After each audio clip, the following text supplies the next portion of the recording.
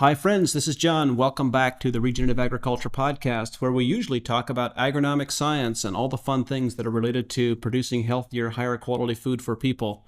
But one of the important pieces is that it's not enough to just grow healthy and high quality food. We actually have to transfer that efficiently and effectively from the people who are growing it into the hands and the mouths of the people who are eating it in a way that facilitates stewardship of the landscape.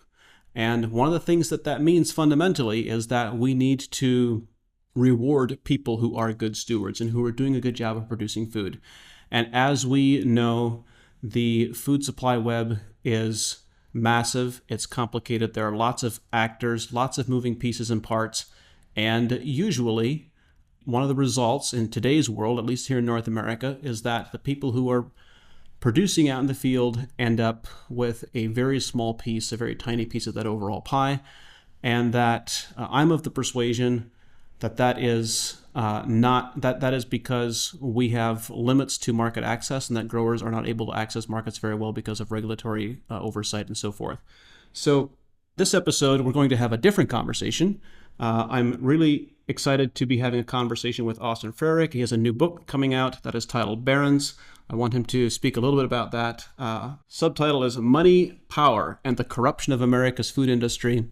I read an advanced manuscript, and I was pretty intrigued with the depth of monopoly that exists. I was certainly aware of a great deal. All of us are aware of the monopoly power that we have in beef processing and other areas, but the depth and the breadth of how that exists in the food supply chain was unfamiliar to me. So, Austin, thank you for being here. Thanks for being willing to write these stories and to do some of the investigations and to come up with this story. What got you started down this pathway?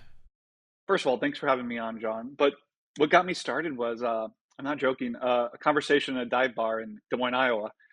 This was 2018. I was shooting the shit with a political person I know, and they were telling me that the largest political donor in Iowa was a hog baron. Iowa doesn't have campaign contribution limits. And so this one hog farmer gave the governor over $300,000. And he was also telling me this hog farmer has a private jet. It's rumored that on it he wrote "When Pigs Fly." He has a home down in Florida. He flies back and forth. And part of me was like, first of all, that's good copy. But the second is, this is such a powerful symbol. What happened to Iowa? And so I started investigating, researching, how did one hog farmer become the most politically powerful person in the state of Iowa? I wrote an article about him. And there's a story told, so much now in agriculture that, it's because of efficiency, blah, blah, blah, blah, blah. And it's like, no, this is really just old-fashioned political corruption. This person's willing to cut a bunch of corners other people weren't willing to cut. And what I realized after writing that article was, what I see in hogs, I see across the food system. And so put together this book, spent the last 5 years writing it, of just telling, hey, what you see in hogs, going on in berries, going on in dairy, going on in grocery stores. I find them to be fun ways to tell these bigger structural stories. Like the one that always blows people's minds is Driscoll's. Driscoll's is my berry baron. They sell 1 in 3 berries, but they don't grow a single berry. They engage in the chicken production sharecropping model, where they own the IP of the berry, but they contract out the growing the actual berry to other people. And that has basically resulted in berry production moving offshore, where you can, squeeze labor, cut a bunch of corners in the environment. And then what ends up happening is it really undermines people doing it right, because they can't compete fairly on price to people cutting corners. Another of your barren examples, in fact, the one that probably intrigued me the most was Cargill. And what most impressed me about Cargill, the story about Cargill, is that so often when you have these facilitators, these market access facilitators, I'll call them, so often the nature of the relationships that they develop with producers is very intentionally and very deliberately a very extractive relationship, where they are seeking to extract as much as they can from the marketplace and to sustain their own safety, to corner their own safety. And usually that extractive mentality is associated with very short-term thinking, or relatively short-term thinking, of how do we optimize for this quarter, this year, and for the next decade. But Cargill has had a vision that began with the founders that has been a decades-long and arguably even a centuries-long vision of how they maintain their own safety. And, I found this intriguing because I've spent a lot of time thinking about what are the roadblocks, what are the barriers that prevent the adoption of healthier agricultural models on a large scale. And we know that the crop insurance and the price support programs that are in place are maintained at a level that is just enough to keep the farmers in business and to keep them kind of hooked on that train. But realizing the long-term vision, the depth of vision that Cargill has had in writing the Farm Bill for their own benefit, not for the benefits of farmers, but for their own benefit, that story really intrigued me. Let me start off by saying one of my favorite things to ask people when they read the book is, who's your favorite Baron? Because I thought there'd be a clear winner, and there's not. I love Cargill too. I mean, the Cargill one is, I mean, I have to be honest with you, that wasn't in my original book proposal. I didn't know much about Cargill, even though I grew up around it. Cargill, there's a Cargill factory next to my soccer field, next to my church, next to where the church I was born. But it wasn't until I started researching, and I think it was the book Merchants of Grain that really tipped my hand to what Cargill is. And then you start digging, and they're the largest private company in America. I mean, they're bigger than the Koch brothers, but you're right. Their power's hidden. And I compare them to the closest thing we have in the 21st century to Standard Oil. Cargill's all about owning the middle. And because it's not consumer facing, people don't really hear much about it. You don't see much about it. And the family, until very recently, we don't know who they are. You know what I mean? Like, we don't see pictures of them. They're not public figures. They're not giving like massive campaign contributions like the Koch brothers. But I mean, Cargill's kind of brilliant in that it uses, I call it the middleman strategy. They give secret money to people, and those people then do their bidding. For Cargill, though, going back, they have this phrase, and it took me a while to see it. They commissioned their own internal history by some Ivy League historian. 1,600 pages, very poorly written, very dense. But I kept seeing this phrase, endless belt. And that was a strategy they've had for a century. That just means control the whole supply chain. And so what they generally do is, I call it the beachhead strategy.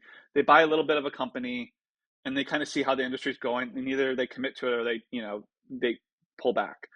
But the story of the Farm Bill is, companies like Cargill, they want to move and process as much grain as possible. And the history of the Farm Bill was, it comes out of the Dust Bowl, and it was supply management. It was, you're purposely restricting the productions of certain commodities like grain in order to find some ecological balance. And so Cargill from the get, I mean, hated the New Deal Farm Bill, and from the get-go has tried to kill it. And so now we have a corrupted Farm Bill, what I call the Wall Street Farm Bill, because it's designed for Wall Street. It's designed to overproduce a few things at the expense of everything else. It's picking winners and losers, and it benefits companies like Cargill.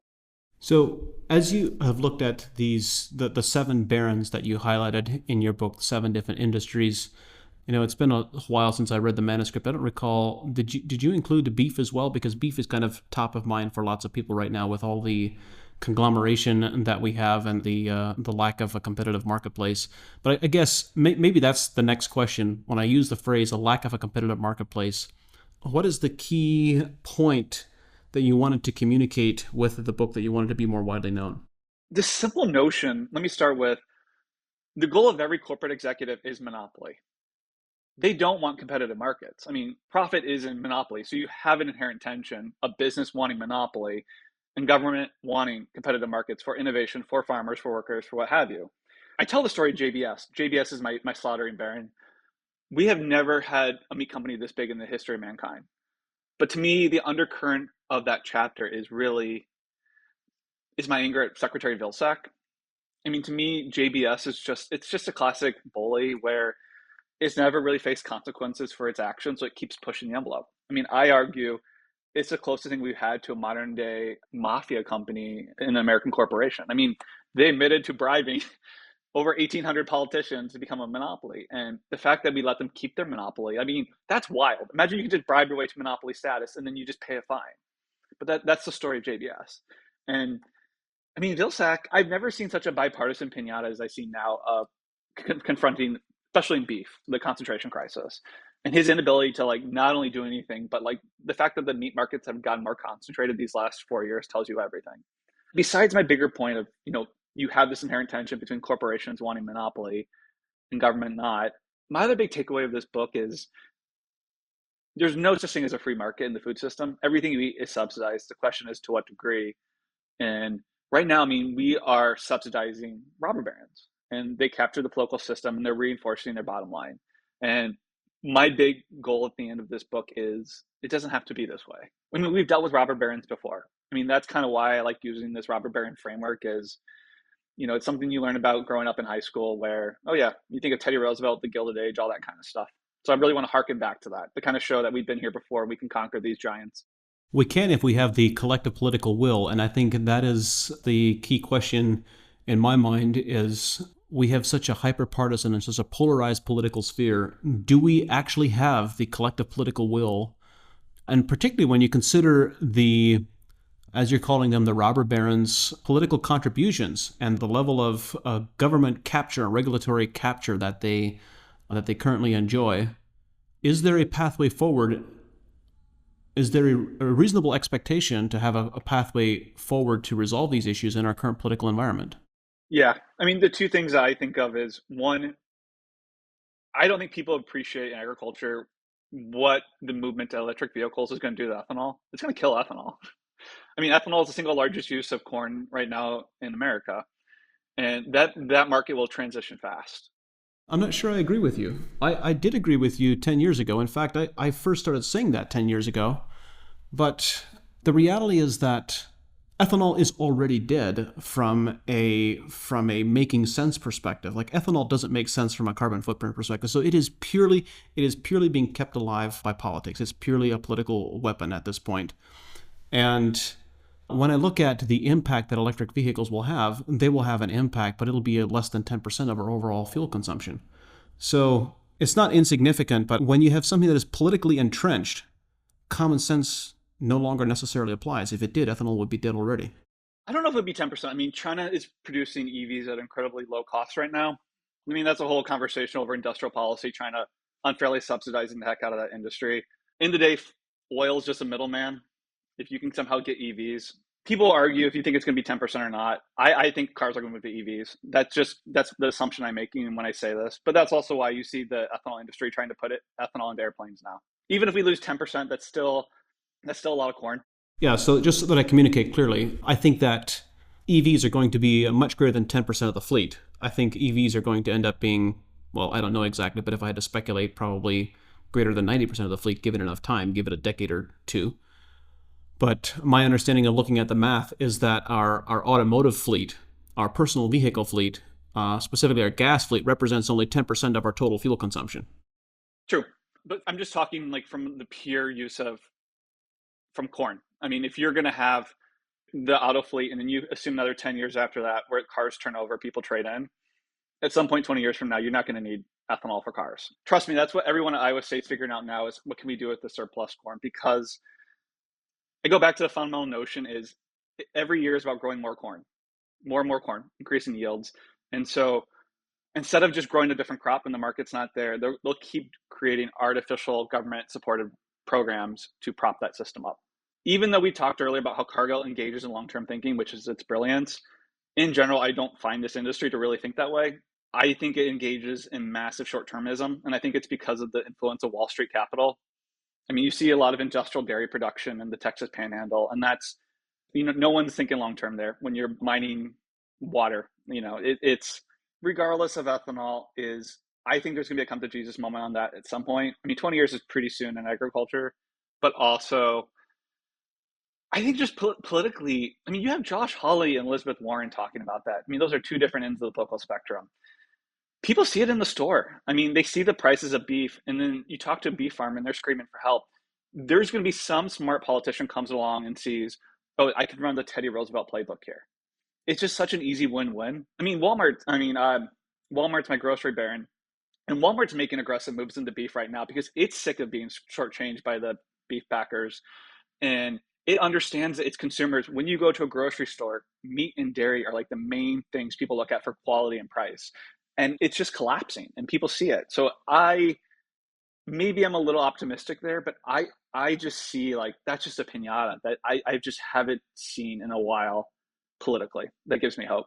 Well, when you invoked Teddy Roosevelt and the Gilded Age a moment ago, so is there really the political appetite and the collective political will to engage in trust busting and to revoke the monopolies that exist? I mean, you're seeing it now in big tech. I mean, the appointment of Commissioner Lena Khan to the FTC is incredible. I mean, you have this young woman who is bringing all these monopoly cases against Google, Amazon, Apple, Facebook. She stopped quite a few mergers. She stopped the Kroger Albertson merger. She just stopped, what was the one this week? A big hotel chain was merging. She's also good copy. I mean, she just kind of reads like she's sticking it to the man. So the problem here is that USDA has an antitrust carve-out authority for meatpacking. I mean, I'm personally a fan at this point of stripping USDA for parts, including giving that antitrust authority in meat back to the FTC. I don't have a lot of hope for USDA. Can you explain that? When you say you don't have a lot of hope for the USDA, why is that? To get in the weeds, I blame checkoffs. Checkoffs are those government mandated taxes, and it comes out of this Wall Street Farm Bill, where now that we're overproducing a few commodities, checkoffs have been around since the New Deal, but they really ramped up to stimulate demand. Your got milks, your pork the other white meat kind of thing. And most of them, they were just advertising campaigns, but you've seen them really transition, I argue. My Dairy Baron's really about this, how my Dairy Baron really captured the dairy checkoff is not only, to me, it's really corrupted and captured the land grants. A lot of the checkoff money is now used to finance junk science, but more importantly, it creates this revolving door in DC where, like, take Vilsack. I mean, between his stints as secretary, he was working as an industrial dairy lobbyist. And so to me, the checkoffs really control the conversation over agriculture in America. A lot of the agriculture publications rely on checkoff money. I mean, the Government Accountability Office has issued several reports on just how broken this arm of USDA is, but nothing changes. We're talking over like $1 billion here that there's very little transparency over. I know ranchers hate it the most because they're the ones being really shortchanged. But I think because of the control checkoffs have over the USDA, I don't really have a lot of hope for USDA. The way Secretary Perdue under Trump reorganized the department to put the meat antitrust authority under the same branch of government as the meat promotion, the checkoff authority. And that to me, it's really nerdy, but like that, you're having both the person who's promoting the industry also being the cop. That just doesn't work out. Yeah. Speaking of the promoters also being the cop, this actually leads me to another question that I wanted to ask, but I'm going to go back first to the trust busting conversation. When I asked you the question about the current political climate, the current political will, you answered the question in the framework of, well, what is happening currently is we're preventing mergers from happening. And that's a very necessary and important component. But actually what needs to happen now, I would argue, is we need to go back and break up some of the monopolies that exist. We need to repeat the Standard Oil experience.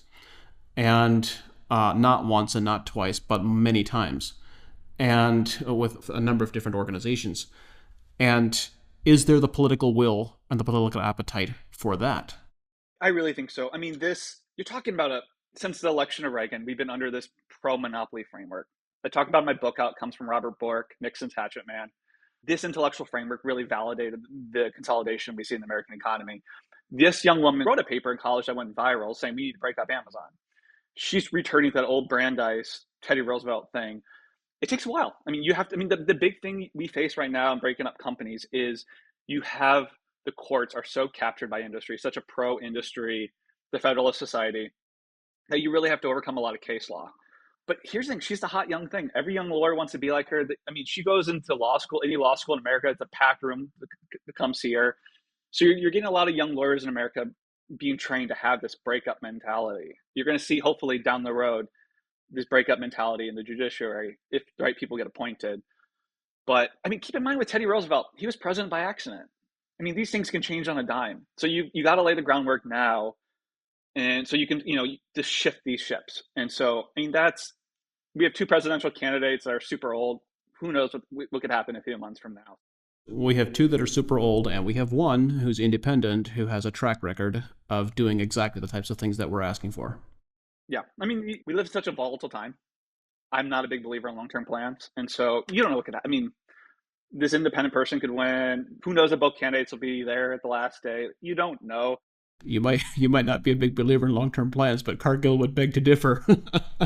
I want to shift to a slightly different piece that I want to capture in here as well, which is, I would argue that while it's true we need to break up some of the monopolies, the other piece that the USDA is responsible for, going back to a point that you made about the regulators also being the promoters, is that if we just simply removed the regulatory barriers, if we made it easier from a regulatory perspective for, let's say, smaller scale meat packers and processors to thrive, and they didn't have the significant regulatory burdens, just give people more market access, that would drive innovation in a remarkable degree, to a remarkable degree, I believe. You need to do the structural things first because it's like that's the whole Michael Pollan thing. Like, sure, you can remove it, but JBS has not given you an ounce of market share, and it's a ruthless company. It will destroy you, or it'll buy you out. Like, I mean, that's the whole changing the system with your fork mentality. You have to go after these companies with a hammer. I mean, you're right, and you got to break them up. You got to break them up in order to allow these people, these innovative companies to thrive, or else they'll just be stuffled out. Like that's the to me the modern story of the American food system is anything that's challenging the system just gets drowned in the bathtub. Yeah, I'm not sure I agree with you. I think that there's some of both. I agree with you in the sense that, yes, the breaking up the monopolies definitely has to happen. And I think if you remove the regulatory barriers, if a farmer wanted to process his own chickens and his own beef and go direct to consumers or to work with a local butcher shop to do that, and that was easy to achieve from a regulatory burden, they couldn't catch up with playing whack-a-mole because they have now created such a monopoly that there are so significant price advantages for people doing their own butcher shop that they would lose to competition. You can't buy out 1,000 competitors that would proliferate in the next 5 years if they didn't have a significant regulatory overhead. Yeah, I mean, it just which comes first, chicken or the egg? I just feel like it's as long as the meat companies are this powerful, they're going to capture the government agencies, and the agencies will do their bidding. That's just what I go back to. I mean, you have to do both at the same time, but I would do the breakup companies first. I mean, the Yeah. fact too, let's keep in mind with these meat companies, they're not American companies. I mean, that's like the whole wild undercurrent here is they're foreign-backed state monopolies. I mean, these are very intentional strategies by Brazil and China to have monopolies in this space. And like what's even wild about the checkoffs is like the largest owner of hogs in America is a Chinese company. They're also the largest hog butcher, Smithfield. And so you have the voice of the hog farmers is really the voice for a Chinese multinational corporation. I mean, that is wild. And that is Yeah. like, that's where we are. I mean, I'm kind of on the radical side too in this aggressiveness because I come from Iowa. I mean, Iowa broke in my lifetime. The family farm essentially died. You would drive around growing up in Iowa, you see animals on land. Those are gone. I mean, now what used to be family farms are now low wage workers for these robber barons. And basically, Iowa's an extraction colony. It's producing the most wealth it's ever produced, but it's being taken elsewhere, either down to Florida by my hog baron or, across the ocean to China. I mean, I just have this very aggressive mentality because it's industry wins by running out the clock. Like you said, Cargill, they think long term, they have way more capital than you. And so they'll just wait you out.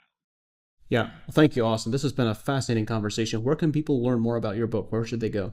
Yeah. Well, my book will be for sale March 26th. They can go to my website, austinfrerick.com, Frerick. You can buy it at any bookstore near you. And like as I mentioned earlier, I love to hear what people think is their favorite baron, or honestly, or any little tidbits I miss. The best stuff comes from people reaching out, telling me, "Hey, you should look over here. You should look at this baron," and all that kind of good stuff. Thank you, Austin. This has been a great conversation. Thanks again, John. The team at AEA and I are dedicated to bringing this show to you because we believe that knowledge and information is the foundation of successful regenerative systems.